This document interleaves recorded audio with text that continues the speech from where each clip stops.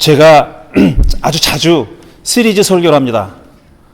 이 시리즈 설교는 강해랑도 다릅니다. 강해는 어떤 한 책을 택해서 그 책을 전체로 쭉 읽어가면서 설교하는 건데, 저는 강해가 아니라 시리즈 설교는 어떤 주제를 정해놓고 그 주제를 한 번에 다 소화할 수 없기 때문에 여러 번 나눠서 설교하는 겁니다. 그래서 제가 적당히 이름 붙일 게 없어서 시리즈 설교라고 이름을 붙이긴 하는데, 이름이 마음에는 안 들지만 더 좋은 제목이 나오진 않아서 그냥 시리즈 설교라고 부릅니다. 지금 이제 새해 첫 주부터 하고 있는 시리즈 설교 주제는 종교의 well dying입니다.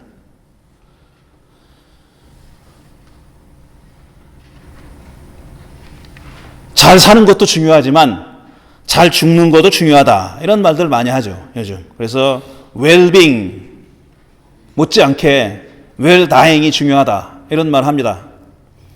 제가 궁금해서 어저께 사전을 찾아보니까, 인터넷 사전을 찾아보니까 well dying이라는 항목이 없더라고요. 그래서 제가 이거 콩글리시인가? 우리끼리만 이렇게 부르나? 하는 생각을 해봤는데 뭘 잘 모르겠어요. 어쨌든 사전에는 well dying이라는 말이 안 나오더라고요. well dying이 정확하게 정의가 뭔지를 찾아보려고 했는데 못 찾았습니다. 제 컴퓨터가 시원치 않아서 그런 건지 모르겠어요. 혹시 지금 찾아보실 생각 하지 마세요.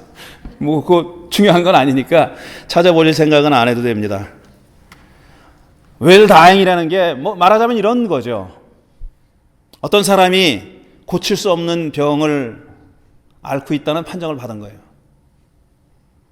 현대의학 가지고는 고칠 수 없는 겁니다. 그러니까 죽게 돼 있는 거죠. 근데 언제 죽을지 모르는 거예요. 시간이 얼마나 남아있는지 모르는 상태. 당장 죽을 것 같진 않지만 얼마나 오랫동안 생존해 있을지 모르는 상태에서 그 남아있는 시간을 어떻게 보낼 것이냐 하는 거죠. 남아있는 시간을, 예를 들어서 암을 앓고 있는데 항암 치료를 합니다. 그럼 굉장히 괴롭죠. 항암 치료 받아보신 분들이 여러 분 계시는데, 여러분 가운데도 굉장히 괴롭고 힘들고 그렇잖아요. 그런데 의사는 조그만 가능성이라도 있으면 치료를 하자고 하죠. 그 의사는 마땅히 그래야 하고요, 또. 그런데 환자인 본인은 그걸 선택할 수 있는 겁니다. 내가 그런 치료를 안 받겠다. 나는 지금 주어진 생을, 그 기간이 얼마나 될지 모르지만 내가 하고 싶은 것을 하고 싶은 곳에, 살고 싶은 곳에 가서 주어진 시간만큼 하고 싶은 일을 하다가 존엄하게 죽겠다, 이렇게 생각할 수 있습니다. 이런 거죠, 말하자면. 사실 의학적으로는 그게 아니라 이런 거랍니다. 인공적으로 생명을 연장할 수 있는 기구들이 있잖아요. 의료기구들이. 숨쉬게 하는 거, 심장 박동하게 하는 거 등등. 그 의식은 없는데 계속 그걸 꽂아놓고 기계로다가 계속 연명하는 경우가 있지 않습니까? 그걸 하지 않고 존엄하게 죽겠다 하는 거죠. 그것도 well dying이라고 얘기하는 모양이에요. well dying에 관한 우리가 그 금요 모임에서도 본 영화가 있는데, 제가 아주 좋아하는 영화 중에 하나인 거죠. 아주 젊어서 다이빙을 하다가 다쳤어요. 그래서 여기가 마비가 됐어요. 꼼짝없이 마비가 된 상태에 20몇 년을 살아요, 그 청년이. 근데 자기는 죽고 싶은 거예요. 근데 스페인에서는 그런 안락사 제도가 없는 거예요. 누가 그 사람을 죽이면 살인이 되는 겁니다. 그래서 그 사람 자기는 죽고 싶다고, 존엄하게 죽고 싶다고 법정 투쟁을 하는데 결국 집니다. 실제로 일어났던 일을 가지고 만든 영화인데 실제로 져요, 그 사람이. 그래서 존엄하게 죽을 권리를 못 갖고 아주 가깝게 알게 된 친구가 그렇게 죽게 만드는 그런 영화입니다. 2009년 2월 달에 김수환 추기경이 선종하셨는데, 김수환 추기경이 이런 생명 연장 치료를 거부하고 자연스럽게 죽어가셨다고 하죠. 그래서 그 이후로는 사람들이 많이 well dying이라는 얘기를 하는 겁니다. 삶의 질이 중요한 건 사실이죠. 어떻게 사느냐 하는 게 중요한 거죠. 그저 숨만 쉬고 밥만 먹고 싼다고 사는 게 아니잖아요. 우리가 어떤 삶을 사느냐 하는 게 중요한 거이듯이 어떻게 죽느냐 하는 것도 중요하다. 죽음의 질도 중요하다. 이런 얘기입니다. 제가 2주 전인 2020년 첫 주일 설교에서 종교가 죽어가고 있다고 얘기했습니다. 종교의 죽음은 결정적이고 되돌릴 수 없습니다. 종교는 죽어가고 있는 게 사실입니다. 이건 피할 수 없는 일이에요. 종교라는 것이 옛날에 19세기에는 많은 사람들이 소위 이제 진보 운동을 한다는 사람들이 종교를 죽일 수 있다고 생각한 사람들이 있었습니다.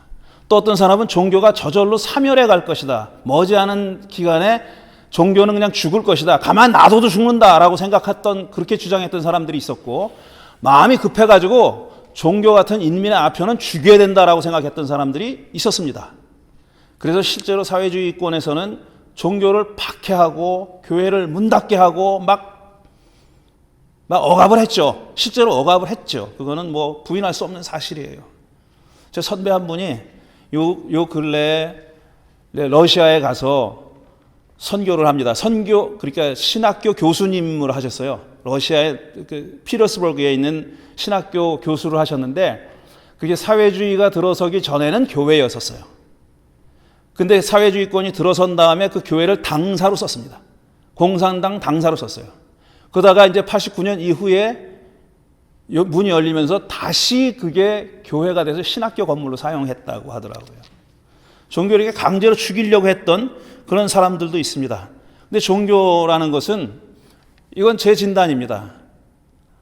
저만의 진단은 아닐 테지만 죽일 수도 없어요. 종교를 의도적으로 살해한다고 해서 죽는 게 아닙니다.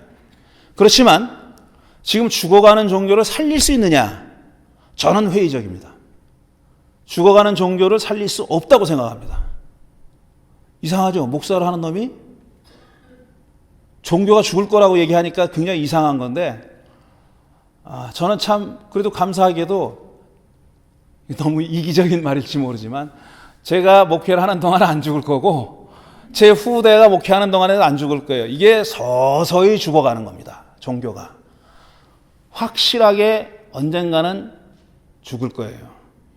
그렇지만 그게 언제인지는 아무도 모릅니다. 근데 점점 나빠질 거라는 것은 사실이에요. 그거는 부인할 수 없는 사실입니다. 저는 지지난주에 그래서 이 시리즈 설교 첫 번째 설교에서 하비 콕스라고 하는 하버드 대학의 유명한 신학자, 종교학자의 저서를 가지고 이 종교가 지난 50년 동안 어떤 변화를 겪어왔는지 하는 것을 얘기했습니다. 안 들은 분도 계실 테니까 조금 반복을 해야 되겠어요. 이 하비 콕스가 1965년도에 세속도시라는 책을 썼어요. 수백만 부가 팔렸습니다. 아마 1000만 부가 팔렸을지도 몰라요. 수백만 부가 팔린 그런 저서입니다. 획기적인 저서. 이 양반이 20대 때 그 책을 썼어요. 굉장히 아주 베스트셀러 작가가 됐고 또 유명한 학자가 됐는데, 그게 뭐냐 하면은 이제 20세기의 종교는 참 초라하죠. 1960년이니까 20세기의 종교입니다. 20세기의 종교는 교회라는, 그다음에 성전이라고 하는, 아니면 종교라고 하는 울타리 안에 갇혀 있는 게 아니라 울타리를 뛰어넘어서 세속 사회에서 실현되고 있다는 얘기를 했어요. 그때 당시만 해도 교인들이, 기독교 신학자들이, 교회 리더들이 사회가 세속화됐다고 굉장히 걱정을 했어요. 세속주의가 교회로 막 물밀고 들어온다, 침범한다, 이게 사탄의 침범이다 이러면서 막아야 된다고 난리를 쳤어요. 근데 이 양반은 그게 아니라고 얘기한 거예요. 사회가 세속화되고 세속주의가 팽배하는 건 어쩔 수 없는 시대의 흐름이고, 다행히도 우리는, 교회는 그 세속 도시 안에서 세속화 한가운데서 복음을 실현할 수 있는, 종교적 가치를 실현할 수 있는 길을 찾아냈다라고 얘기한 겁니다. 그게 세속 도시고, 그로부터 한 20년쯤 후에 1980년대에 들어와 가지고는 이게, 근데 이 세속화를 선언하고 그걸 긍정했는데 그렇게만 이쁘게만 나가질 않는 겁니다. 세상이 점점 교회 숫자는 줄어들고 교인 숫자는 줄어들고 점점 교회 힘은 약화되고 영향력은 이제 점점 저하되고, 교회 하는 말을, 그렇게 종교가 하는 말을 세상 사람들이 귀 기울여 듣지 않는 그런 정도가 점점 커지는 거예요. 이 사람은 또 다른 데서 종교가 살아나갈 수 있는 길을 발견했는데 1980년대 중반에 나온 책에서 이 양반이 뭐라 그랬냐면은 앞으로 새로운 종교는 기독교는 그때 이 사람이 말하는 종교는 기독교죠. 주로 기독교는 해방신학과 기초공동체에서 활로를 찾아야 된다 이렇게 얘기했어요. 1980년대에 남미에서 정말 요원의 불길처럼 타오른 해방신학 운동과 기초공동체 운동 거기에 활로가 있다 이렇게 생각합니다. 그 당시까지만 해도 교회 리더들은 전부 다 백인의 중산층 이상의 그런 어떤 그 배운 사람들이 리더십을 발휘하고 있었어요. 뭐 지금도 그렇게 크게 다르진 않은데 가난한 사람들, 못 배운 사람들, 밑바닥 사람들은 그냥 위에서 시키는 대로 따라가는 그런 상태였는데 남미 한 구석에서부터 그와 전혀 다른 운동이 시작된 겁니다. 남미는 카톨릭 국가인데 곳곳에 사제님들이 다 있는 게 아니거든요. 그러니까 성당이 없고 공소가 있고 정말 자기들끼리 모이는데 미사도 못 드리는 거예요. 그 사람들은. 근데 어떤 신부님들이 교인들을 교육하기 시작했습니다. 신부가 없어도 미사 드리고 신부가 없어도 바이블 스터디하고 당신들끼리 모일 수 있다고 당신들끼리 신앙을 실현하고 함양하고 이렇게 깊이 할 수 있다고 그걸 가르치기 시작했어요. 무슨 리더 몇 사람 불러서 가르친 게 아니라 본인들이 돌아가면서 각 공소마다 돌아다니면서 그 일을 했습니다. 그래서 곳곳에서 평신도들의 공동체가 만들어졌습니다. 그게 바로 기초공동체라는 거예요. 거기서 해방신학 운동이 생겨났고 그러니까 밑바닥에서부터 올라오는 어떤 그 자유와 인권을 향한 운동이 벌어지는 걸 보고 하비 콕스는 여기에 20세기 후반에 기독교에 희망이 있다 이렇게 생각한 겁니다. 그런데 1980년대 말에 사회주의권이 무너졌잖아요. 맥없이 무너졌죠. 그러고 나니까 소위 진보적인 생각을 가지고 활동을 하던 사람들이 굉장히 좌절하고 절망했습니다. 해방신학 운동도 급격하게 저하돼 버리고 말았어요.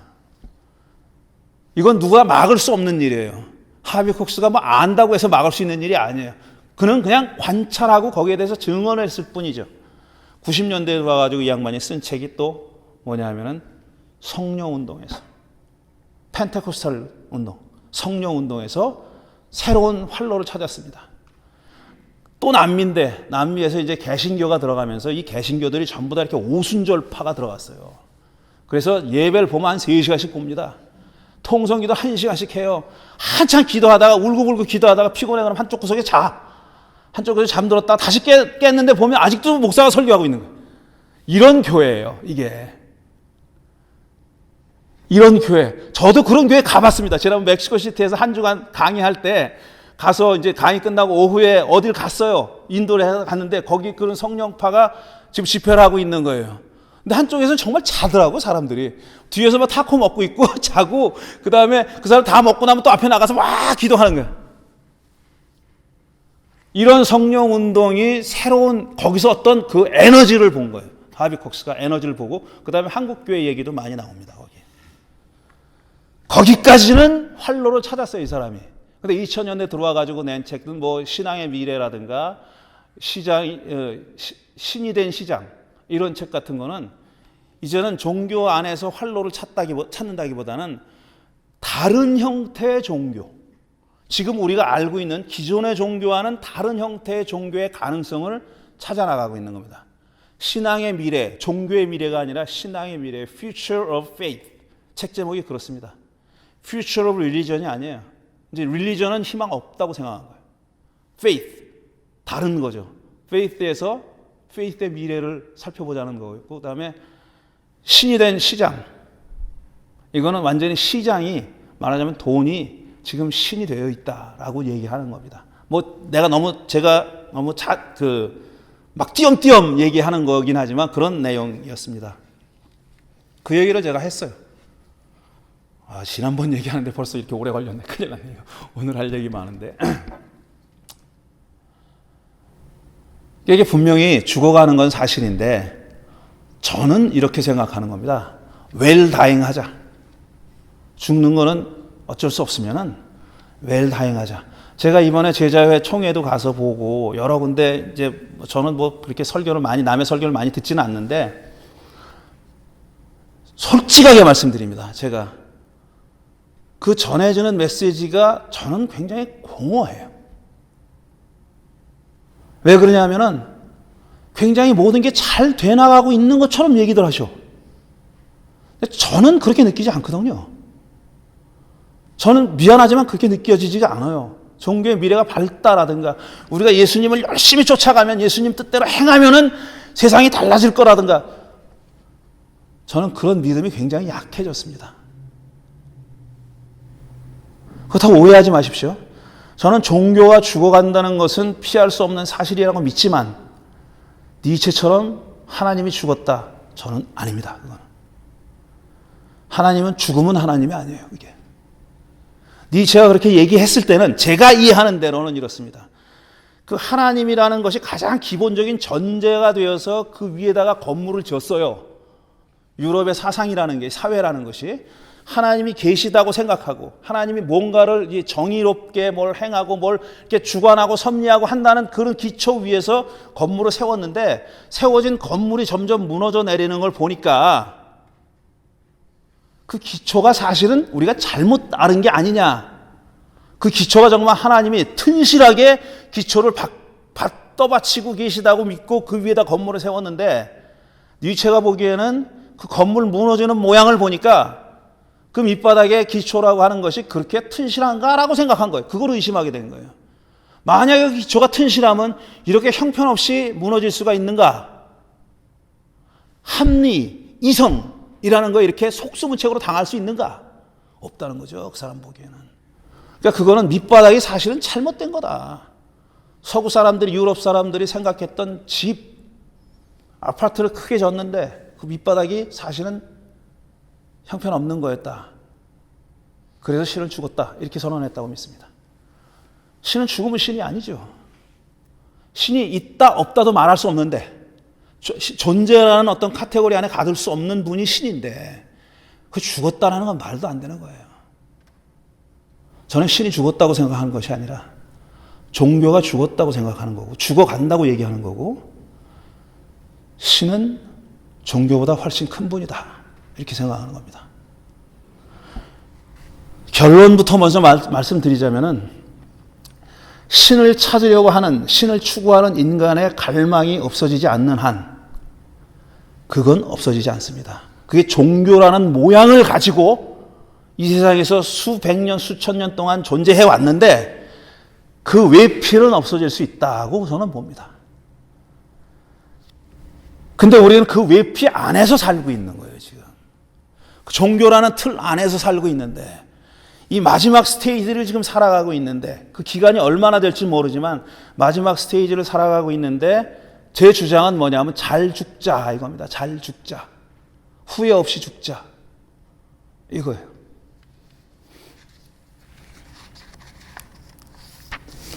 저는 종교가 죽기를 바라는 사람이 아니에요. 하지만 그건 막을 수 없다고 생각하는 그런 사람입니다. 과거에는 종교의 힘에 의지했던 많은 것들이 지금은 굳이 종교의 힘을 빌리지 않더라도 획득할 수 있게 됐습니다. 많은 것을 얻을 수 있게 됐어요. 사람들이 자가 발전할 수 있게 됐습니다. 인간의 능력이 거의 하나님의 비견될 만큼 성장했습니다. 말하자면 하나님이 두려워할 만큼 바벨탑을 높이 쌓아 올린 겁니다. 사람들의 힘이 그만큼 됐고 사람들은 가히 전지전능하다고 해도 모자라지 않을 만큼의 그런 상태에 도달해 있습니다. 우리 인간들은 지금 생명을 창조하겠다 그러잖아요. 생명을 만들어내겠다고. 도덕 윤리적으로 그게 옳으냐 그러냐는 둘째 문제고 인간의 능력이 그걸 할 수 있느냐 할 수 없느냐 많은 사람들이 할 수 있다고 봅니다. 물론 그중에 해서는 안 된다고 보는 사람들도 있어요. 하지만 할 수 있다고 보는 사람들이 많이 있고 그렇게 복잡한 얘기를 하지 않더라도 지난번에 전에 오광남 교수님이 오셨을 때 말씀하신 그 필 주커만이라는 사람 있잖아요. 이 클레먼트가 있는 그 학교 교수, 그 양반이 여러 권의 책을 썼어요. 이 사람의 쓴 책이 주제는 뭐냐면 종교가 없어도 우리는 행복할 수 있다라는 책입니다. 신 없는 사회, Society Without God이라든가 더 이상 신앙이 없이도 왜 사람들은 종교를 거부하나, Faith No More, Why People Reject Religion 이란 책들이 책들이 있습니다. 이런 책들이 주장하는 게 바로 그거예요. 우린 지금 신이 없어도 우리끼리 넉넉히 행복하게 살 수 있다라는 주장이에요. 경건한 사람들이 보면 이런 시건방진 놈, 저런 신성모독을 하는 놈이 있나. 근데 실제로 우리가 살아가는 현실 삶에서는 신이 내려주는 것보다는 우리가 만들어서 하는 게 더 많습니다. 예를 들어서 감기가 낫게 해달라고 약을 먹어요, 우리는. 돈을 벌게 해달라고 일을 해요. 그 현실이에요. 우리의 현실이에요. 기도만 하면 다 돈이 벌리겠다고 생각하고, 기도만 하면 암이 낫겠다고 생각하면 약 안 쓰죠. 그렇게 안 하잖아요. 우리 지금 실제로 우리가 만들어낸, 우리가 자가 발전한 것들이 우리의 문제를 많이 해결해 주고 있어요. 근데 필 주커만이 얘기하는 거는 그런 종류의 얘기가 아니라 이 사회를, 나라들을 비교해 보니까 미국같이 굉장히 종교적인 나라, 미국 사람들은 신이 있다고 믿는 비율이 훨씬 더 많아요.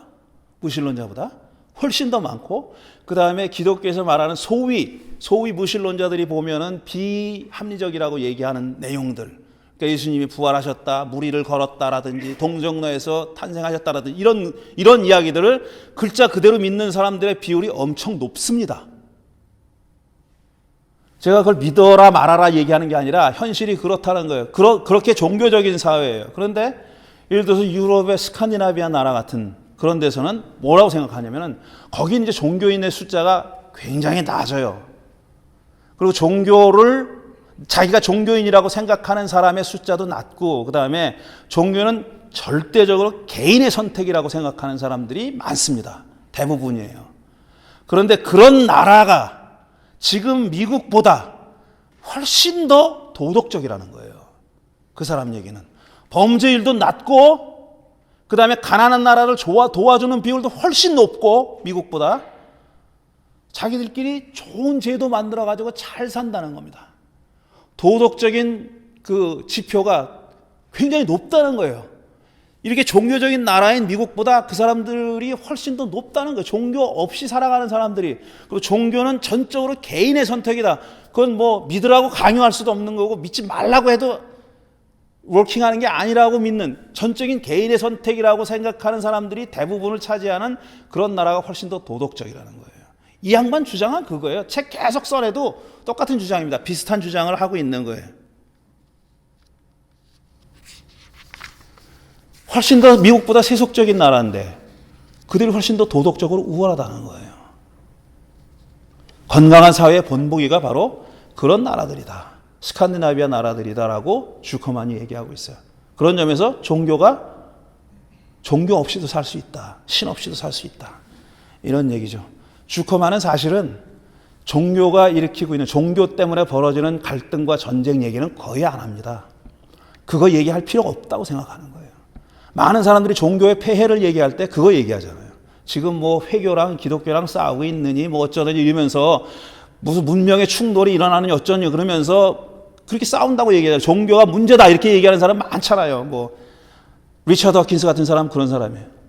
전투적인 무신론자들. 종교를 없애야 된다. 종교가 만악의 근원이다. 이런 바보 멍충이 같은 것들만 종교를 믿는다라고 생각하는 사람이 그런 사람들이에요. 근데 주커만 같은 사람은 그게 전혀 종류가 다른 사람입니다. 우리가 종교 없이 그냥 조용히 행복하게 살고 있는데 왜 논쟁을 일으켜? 이렇게 얘기하는 사람.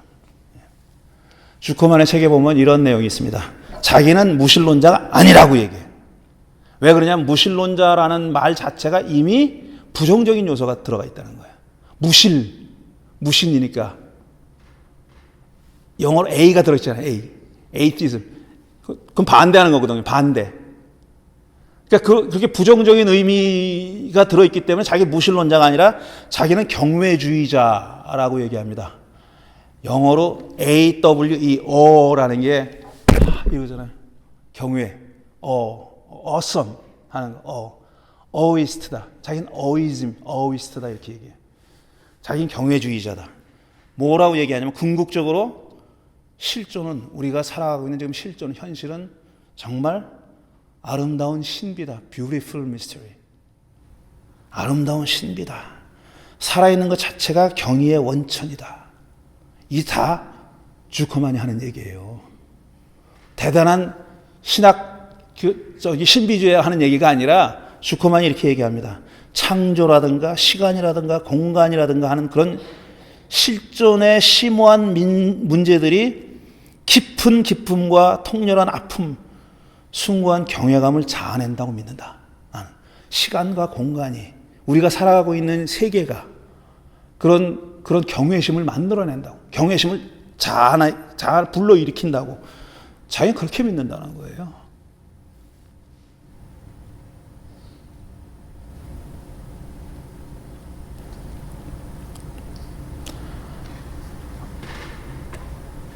우리가 믿는 종교, 그러니까 구약 성서와 신약 성서를 경전으로 가지고 있는 우리가 믿는 종교에 어떤 다다르기 힘든 이상향을 그리고 있는 그런 텍스트들이 있습니다. 오늘 두 가지를 읽었어요. 시편 133편과 그 다음에 사도행전 2장의 말씀을 읽었어요. 시편 133편, 형제자매가 어울려서 함께 사는 일은 얼마나 아름답고 즐거운가. 머리 위에 보배로운 기름이 수염 곧 아론의 수염을 타고 흘러서 그 옷깃까지 흘려내립니다. 구약 성서에서 기름은 축복입니다. 축복이 지금 넘쳐서 흘러내리고 있는 걸 얘기하고 있는 거예요. 넉넉한 풍요로움, 샬롬, 건강한 삶을 얘기하고 있는 거예요. 이건 모든 사람들이 이렇게 건강한 삶을 살고 있는 그 어떤 이상을 얘기하고 있는 거죠. 또 사도신경 2장도 마찬가지입니다. 첫 신자들이, 첫 예수의 제자들이 서로 내가 내 것을 내 것이라고 주장하지 않고 내 것이 네 것이고 네 것이 내 것이 다 공동 소유로 가지면서 나눠 가지면서 필요한 만큼 나눠 가졌다. 내놓은 만큼 나눠 가진 게 아니라 필요한 만큼 나눠 가졌다라는 거예요. 그러면서 매일 모여서 찬송하고 말씀 보고 즐겁게 살았다. 이 첫 그리스도인들이 당시에 부자나 지배자들이 아니었었습니다. 대부분은 종이었었고 대부분은 농사꾼이었었고 진짜 가난한 사람들이었었어요. 어떤 인생의 즐거움이나 행복 같은 건 누릴 겨를이 없었던 사람들이에요. 근데 이 자들이 자기들끼리 모여가지고 네 거 내 거 하지 않고 자기가 싸운 도시락 다 내놓고 나눠 먹으면서 그냥 즐거웠다. 서로 형제와 자매라고 하면서 어떤 부자가 와도 형제이고 그 부자가 좀 더 형제이라고 큰 사람들 또 있죠. 이사야 6장 아니겠습니다. 그런 이상향, 저는 왜 오랫동안 종교라고 부르는 어떤 현상이 추구했던, 뭐 현상이라고 불러도 좋고 어떤 기관이라고 불러도 좋고 뭐라고 불러도 좋은데 제도라고 불러도 좋은데 저는 이렇게 생각해요. 많은 사람들 종교학자들이 종교의 기본을, 종교가 처음 어떻게 생겨났냐면 자기들이 컨트롤할 수 없는 엄청난 힘에 압도돼서 이 힘 배후에는 누군가 절대적인 분이 내가 감당할 수 없는 분, 내가 어찌할 수 없는, 난 그저 쫙 엎드려가지고 경배할 수밖에 없는 그런 분이 그 배후에 계시니까 그분의 마음을 상하지 않게, 그분의 기분 나쁘지 않게 예배도 드리고 제물도 드리면서 그 다음에 우리 편이 되게 만들자. 여기서 종교가 시작됐다라고 많은 사람들이 얘기합니다. 저는 종교학자는 아니지만 절대로 동의하지 못합니다. 저는 거기에. 그게 있어요. 분명히. 왜 없겠습니까? 있죠. 우리도 아이고 아버지, 아이고 어머니, 아이고 뭐 신령님 다 부르잖아. 골치 아프면 힘들 골치 아프면 힘들 때 막 위기에 닥쳤을 때 아이고 어머니, 아이고 하나님 나오잖아요. 나와요. 물론 나와. 근데 궁극적인 종교의 기본은 그게 아니라고 생각해요. 저는 이렇게 생각해요. 종교라는 것은 정말 우리 인간의 오랫동안 진화해 오면서 가장 높은 정신활동 중에 하나라고 생각해요. 가장 심하게 고귀한 정신활동 중에 하나라고 제가 누누이 얘기했어요. 여러 번 말씀드렸습니다. 여러분께. 종교는 가장 진화된 인간의 정신활동의 상대입니다. 어떻게 인간이 보이지 않는 분을 상대합니까? 하나님을 보이지 않는 분을 상대하고 거기서 많은 생각들을, 그 다음에 생각뿐만 아니라 사람의 실천, 삶이 거기서부터 판단하잖아. 근본 줄기만 저는 의미가 있다고 생각하고, 그래서 종교라고 오랫동안 불려온 인간의 정신 활동이 정말 원하는 것, 궁극적으로 추구하는 것은 저는 초월이라고 생각해요. 사람은 누구나 크고 작게 아니면 높고 낮게 자기가 하나님께 넘어서고 싶어요.